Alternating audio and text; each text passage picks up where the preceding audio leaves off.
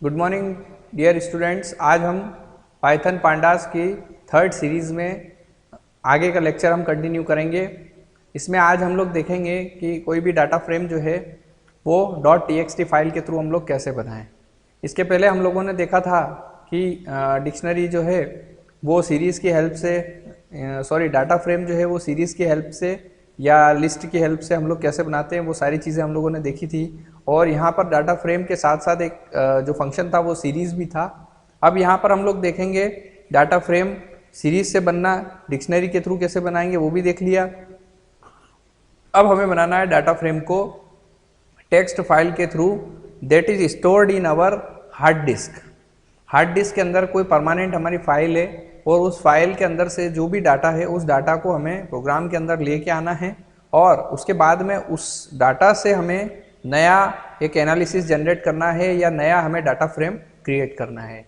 वहाँ पर हमें इंडेक्सिंग वगैरह सभी जो चीज़ें हैं वही फंक्शन हमारे सभी वही रहेंगे, लेकिन बस यहाँ पर जो फाइल अब जो रीड होगी, पहले हम लोग क्या करते थे प्रोग्राम के अंदर ही डाटा इनपुट देते थे, है ना। लेकिन अब की बार जो इनपुट आएगा वो हार्ड डिस्क के अंदर कोई परमानेंट फाइल रखी हुई है, उस फाइल के अंदर से आएगा। कोई भी नोटपैड की आप फाइल बना लेंगे और उसके अंदर से आप डाटा रीड करवाएंगे पाइथन प्रोग्राम के अंदर। तो यहाँ पर हम देखेंगे कि हमारे पास इसके लिए एक टेक्स्ट फाइल होना चाहिए। तो आप लोग जो है कोई भी लोकेशन पे आप कोई भी टेक्स्ट फाइल स्टोर कर लीजिए, सी ड्राइव, डी ड्राइव, कहीं पर भी नोटपैड की एक फाइल बनाइए और उस फाइल के अंदर जो है इस तरह का डाटा आप लिख लीजिए जैसा कि स्क्रीन पे दिया हुआ है 11121231 12.92 19.75 60.90 71.34। ये डाटा आप उस नोटपैड की फाइल में लिख लीजिएगा। उसके बाद में उसको सेव करके यहाँ पर हम उसकी लोकेशन को देंगे।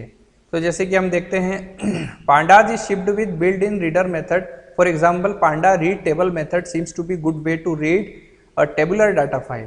दैट मीन्स अब यहाँ पर हमें जो एक्सटर्नल फाइल है जो that is stored in our hard disk, we require next changeable content that is function read table, pandas read table.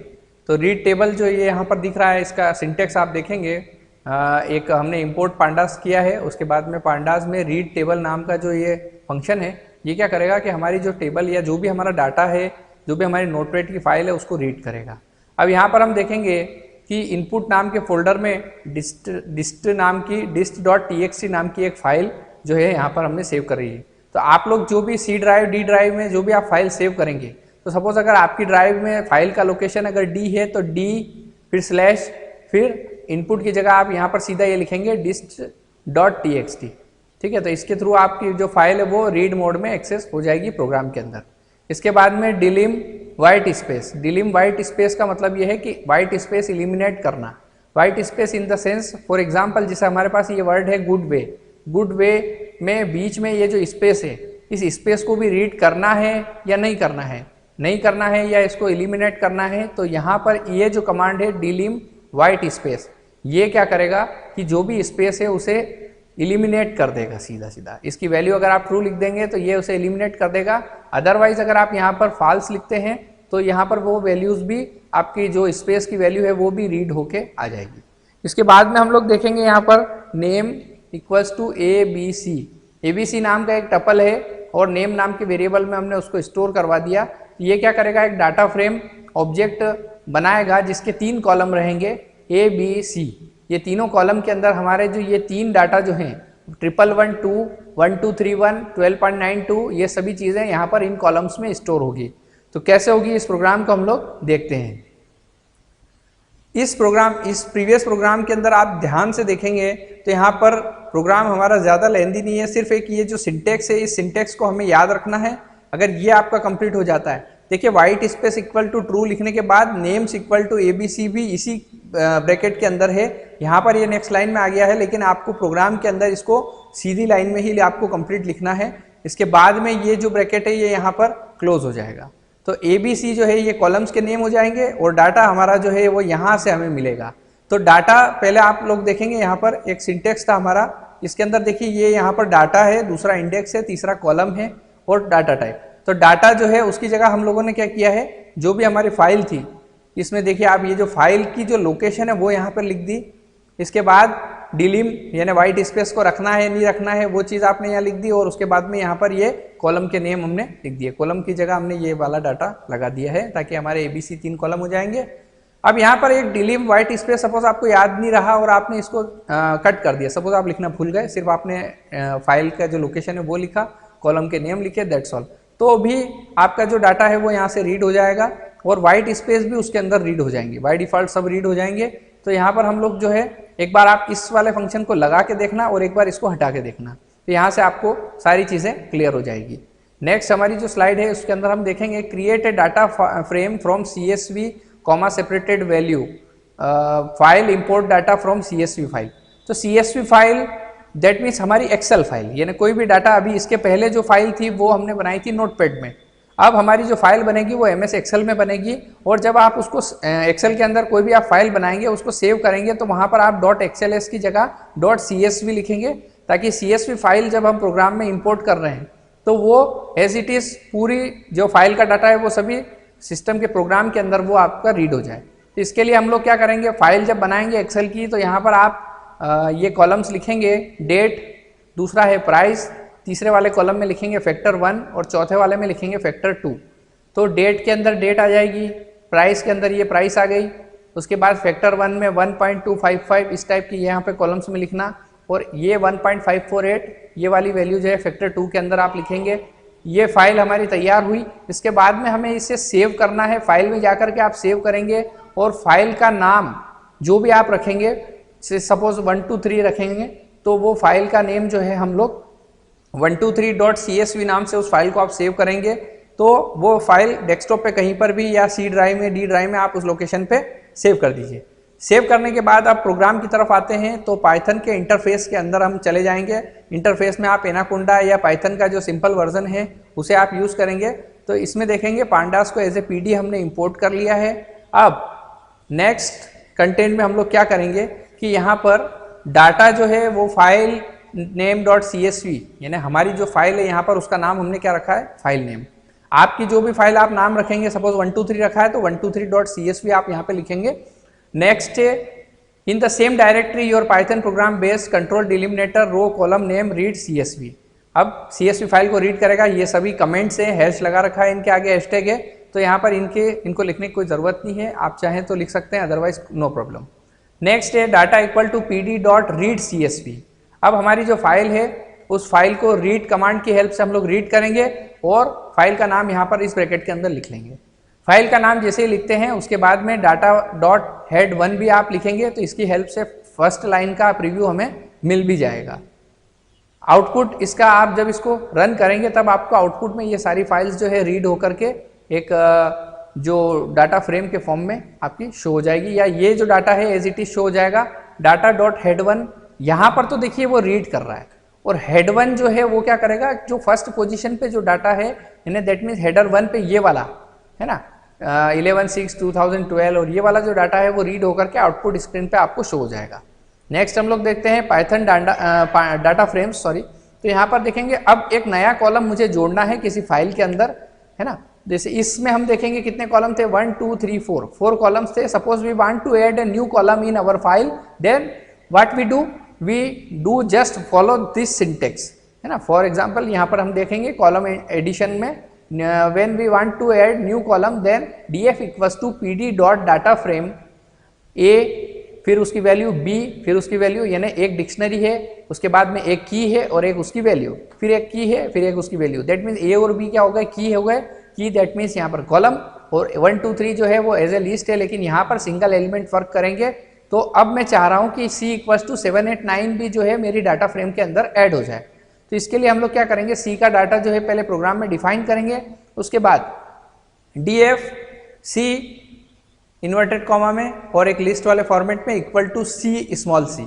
तो स्मॉल c का डाटा है 7 8 9, और यहाँ पर हम देखेंगे A B जो है वो कैपिटल में है, और अब इसके बाद जो डाटा आएगा वो आएगा C, और C की वैल्यू रहेगी आपकी स्मॉल c। तो स्मॉल c की वैल्यू है 7 8 9, और ये जो कैपिटल C है ये बनेगा नई जो की बनेगी वो हमारी इसके अंदर ऐड हो जाएगी। तो अब इस तरह से हम लोग जो है किसी भी प्रोग्राम के अंदर नया कॉलम भी ऐड कर सकते हैं। आप इसे बिल्कुल ट्राई करके देखिएगा सिस्टम के ऊपर। नेक्स्ट है column deletion. Suppose we want to delete a column in our program, So what we do, we follow this step. Only delete del keyword, by the help of del keyword we delete the column. So del df1 और यहाँ पे हम bracket के अंदर जो भी हमारी location है उसको हम लिखेंगे, है ना, कॉलम का जो भी नाम है। सपोज जैसे यहाँ पर इसी के अंदर अगर हम देखें ये वाला जो कॉलम हमें हटाना है तो यहाँ पर 1 की जगह आप ये लिख दीजिए, तो इस कमांड की हेल्प से वो जो डाटा है यहाँ से डिलीट हो जाएगा। नेक्स्ट एक और कमांड है हमारे पास, इसकी हेल्प से भी आप इस डाटा को बाहर कर सकते हैं, df.pop2 दैट मीन्स यहाँ पर जो 2 नंबर पे जो भी होगा वो आपके सामने डिलीट हो जाएगा। अब यहाँ पर एक किसी कॉलम को अगर मुझे रीनेम करना है तो यहाँ पर सिर्फ सिंपल सा रीनेम फंक्शन मुझे लगाना पड़ेगा। डाटा फ्रेम मेरी ये रही, इसमें मुझे रीनेम करना है कॉलम, कौन से कॉलम को रीनेम करना है, ए की वैल्यू, ठीक है, उसको स्मॉल ए बनाना है और बी वाला जो कॉलम है उसको स्मॉल सी बनाना है, ठीक है। तो स्मॉल ए और बी ये जो हमारे कॉलम थे, जो भी हमारी डिक्शनरी की कीज थी, उनके नेम हम लोगों ने चेंज कर दिए हैं। अब हम देखेंगे यहाँ पर ए और सी डिस्प्ले हो गया है कॉलम और उनकी वैल्यूज, और इधर जो 0 1 2 है ये उसका इंडेक्स रहेगा। नेक्स्ट हम लोग देखते हैं पांडास डाटा फ्रेम के अंदर रो सिलेक्शन, एडिशन एंड डिलीशन। तो रो सिलेक्शन किस तरह से होगा, यहाँ पर हम देखेंगे सिलेक्शन बाय लेबल। लेबल की हेल्प से हम किसी भी पांडा की डाटा सीरीज को हम जो है सिलेक्ट करेंगे। Import pandas as a PD1 हम लोग लिखेंगे। इसके बाद D1 एक वेरिएबल है, वेरिएबल के अंदर हमने 1 जो की है उसके अंदर एक सीरीज स्टोर करवा दी है जिसका इंडेक्स भी हम लोगों ने दे दिया है, और 2 नाम की जो की है उसके अंदर भी हमने एक सीरीज स्टोर करवाई, और इस 2 नाम की जो की है उसकी वैल्यू हमने बना दी है एक सीरीज, और उसका भी हमने इंडेक्स यहाँ पर दे दिया है, और सीरीज जो हमारी डिक्शनरी है वो हमारे यहाँ पे बंद हो चुकी है। अब इसके बाद में ये जो df1 है ये यहाँ पर नीचे रहेगा, df1 equal to PD1 dot data frame और D1। तो डाटा फ्रेम फंक्शन हमने लगा दिया है किसके ऊपर, D1 के ऊपर। अब देखते हैं D1 जो है हमें क्या आउटपुट देता है। वापस से हम प्रिंट भी करवाएंगे df1 में, क्योंकि ये जो डाटा फ्रेम का जो भी आउटपुट आएगा वो df1 में स्टोर होगा, और हमें अगर स्क्रीन पे देखना है तो df1 प्रिंट में लगा देंगे। उसके बाद लोकेशन B, तो df1 के अंदर जो B की लोकेशन है वो हमें दिखाओ सिर्फ। तो यहाँ पर B की लोकेशन आपको आउटपुट में दिख गई है, ये देखिए 1 2 2.0 इसकी भी है और 2.0 इसकी भी है। तो यहाँ पर आप देख लीजिए ये B है, ये B है, इस B की लोकेशन है ये 2, और इस B की लोकेशन ये 2, और यहाँ पर जो है इसका डाटा टाइप फ्लोट है, बाय डिफ़ॉल्ट फ्लोट हो गया। तो 1 और 2 की जो ज़रूरत है यहाँ पर, उसकी जगह अब हम लोगों ने 2.0 और 2 पे भी 2.0 आपका स्टोर हो गया। और थर्ड में जो रहेगा आपका B, नेम B, तो ये इसका जो नेम हम जो प्रिंट करवाएंगे वो आपका B यहाँ पर आउटपुट में शो होगा। इस प्रोग्राम को आप करके देखिएगा, सिर्फ इसको देखने से काम नहीं चलेगा, आपको इसको प्रैक्टिकली परफॉर्म करके सारा काम आपको करना है। नेक्स्ट हम लोग देखते हैं पांडास डाटा फ्रेम के अंदर पांडास को जो है PD1 के नाम से हमने इंपोर्ट करवा दिया। अब selection bye integer location, integer की लोकेशन के थ्रू हम लोग जो है किसी भी डाटा फ्रेम को डिस्प्ले करवाएंगे। डिस्प्ले करवाने के लिए सिंपल सा हमारा वही D1 के अंदर हम लोगों ने पूरी सीरीज और इंडेक्स यहाँ पर दे दिए हैं। उसके बाद में D1 dot data frame D1 की वैल्यू हम लोगों ने डाटा फ्रेम के थ्रू एक्सेस करवाई और df1 में स्टोर करवा दी है। इसके बाद प्रिंट ILOC और 2, तो ILOC फंक्शन मैंने आपको पहले भी बता दिया है, नहीं पता हो तो वहाँ जाकर आप देख लीजिए। ये इंडेक्स के थ्रू, इसके पहले एक LOC फंक्शन था और एक ये ILOC है। तो LOC फंक्शन क्या करता है, विदाउट इंडेक्स वर्क करता है, और ILOC क्या करता है, डिक्शनरी भी हो तो भी आपको जो है वो इंडेक्स प्रोवाइड करता है। इसका आउटपुट 1 की वैल्यू 3.0 हो गई और 2 की वैल्यू 3.0, ठीक है। और नेम जो कंटेंट है वो है C, थर्ड वाला कंटेंट, और इसका डेटा टाइप जो है फ्लोट 64 रहेगा।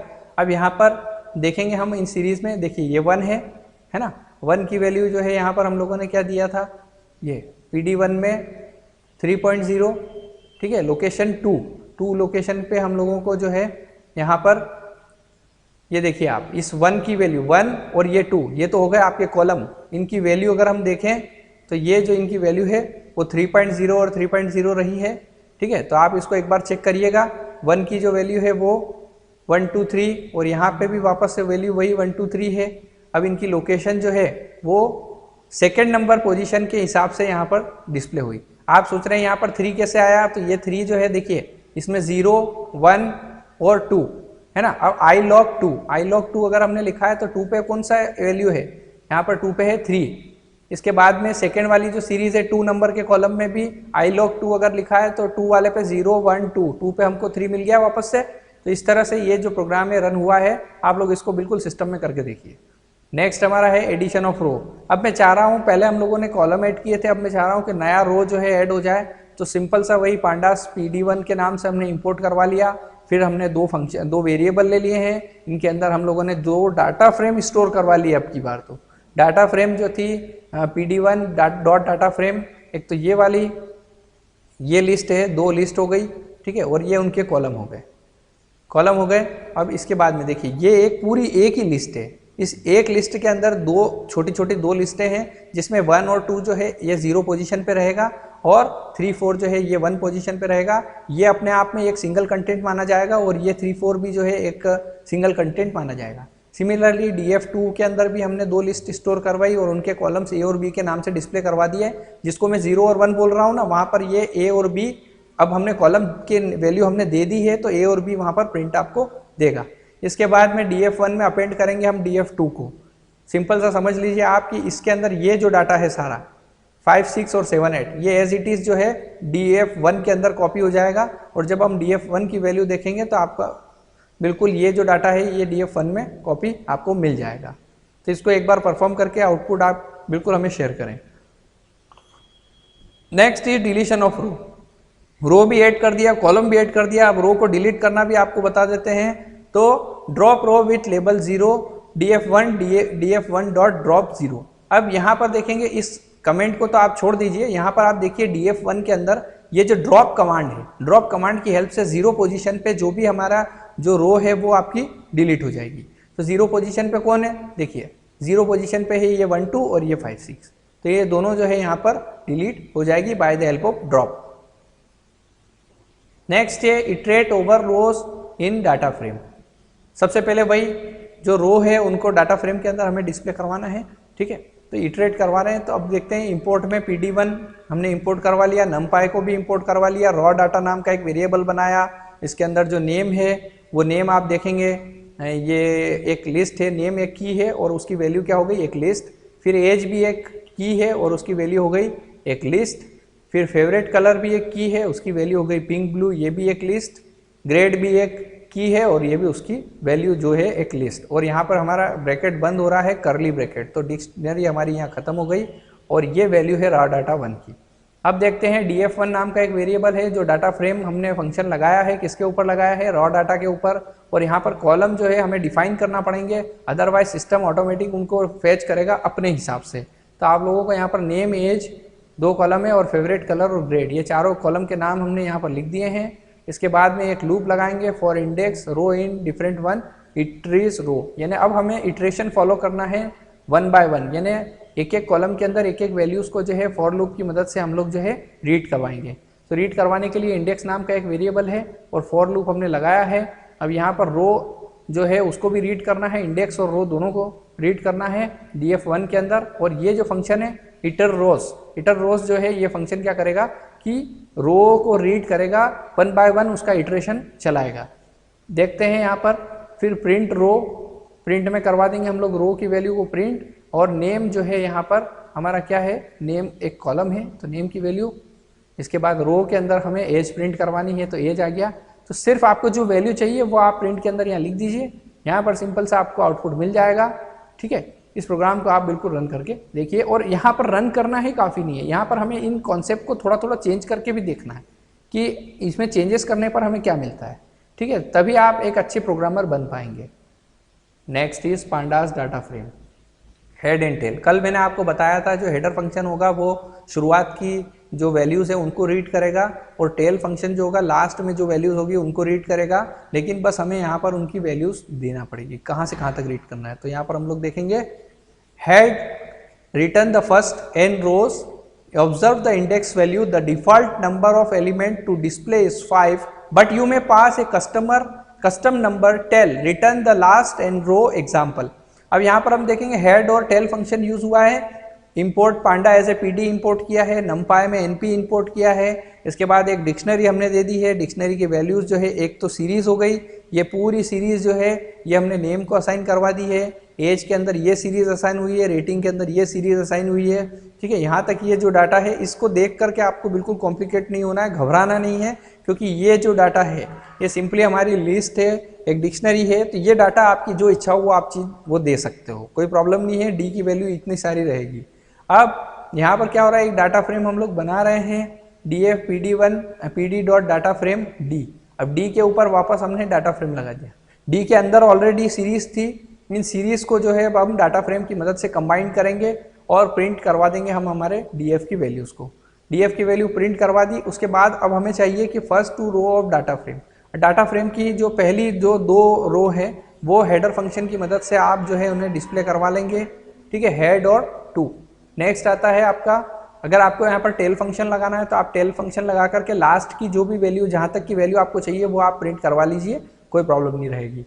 नेक्स्ट हम लोग देखते हैं indexing a data frame using .loc method. .loc method that means location method. तो this function select data by label of row and column, है ना, ये डाटा को सिलेक्ट करेगा लेबल जो है बाय द लेबल और रो और कॉलम का डाटा। तो इंपोर्ट करेंगे pandas library aliasing as a pd1, तो import panda as a pd, फिर numpy को इंपोर्ट किया, फिर pd डॉट डाटा फ्रेम हमने यहाँ पर लगाया है। डाटा फ्रेम फंक्शन में हम लोगों ने क्या किया, numpy में एक रेंडम फंक्शन रेंडम dn, और यहाँ पर 8 और 4 को जो है रेंडमली इनके बीच में जो नंबर होंगे वो हमारे सामने डिस्प्ले होंगे, लेकिन ये डाटा फ्रेम उन्हें अरेंज करेगा अपने हिसाब से रेंडमली, और वो वैल्यू स्टोर होगी आपकी df के अंदर। df के बाद में अब हम देखेंगे यहाँ पे इंडेक्स भी जो है, देखिए ये जो लाइन है ना सेकंड वाली, ये इसी के आगे की लाइन है। तो इंडेक्स ये तो हो गया डाटा, ये हो गई आपकी इंडेक्स की पोजीशन, और तीसरा हो गया आपका कॉलम।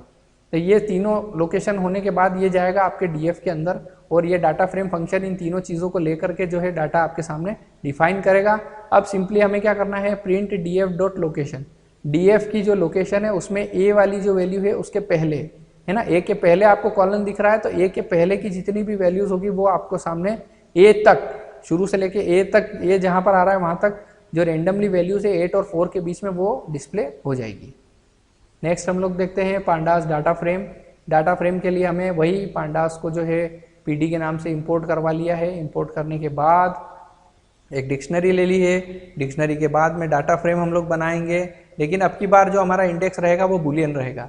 बुलियन मैंने आपको फर्स्ट लेक्चर में पहले ही बताया था कि बुलियन डाटा टाइप होता है, और ये जो है हमारी 2 वैल्यूज़ को कंटेन करेगा, ओनली ट्रू और फॉल्स। ये 2 वैल्यू के अलावा यहाँ पर बुलियन के कोई भी वैल्यूज़ नहीं रहती है।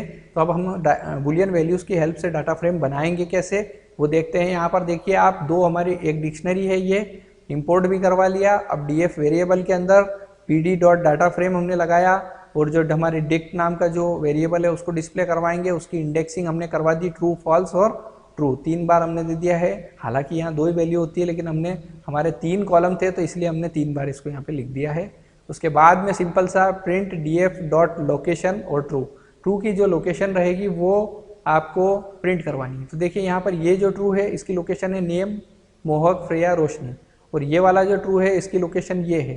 तो देखते हैं इन दोनों में से विल रिटर्न रोज ऑफ मोहक, रोशनी ओनली, मैचिंग ट्रू ओनली। तो जो भी ट्रू वैल्यूज होगी यहाँ पर वो वाली कॉलम की जो वैल्यूज हैं, की वैल्यूज डिस्प्ले आपकी हो जाएगी अकॉर्डिंग टू इंडेक्स, ठीक है। तो लोकेशन आपको समझ में आ गया होगा।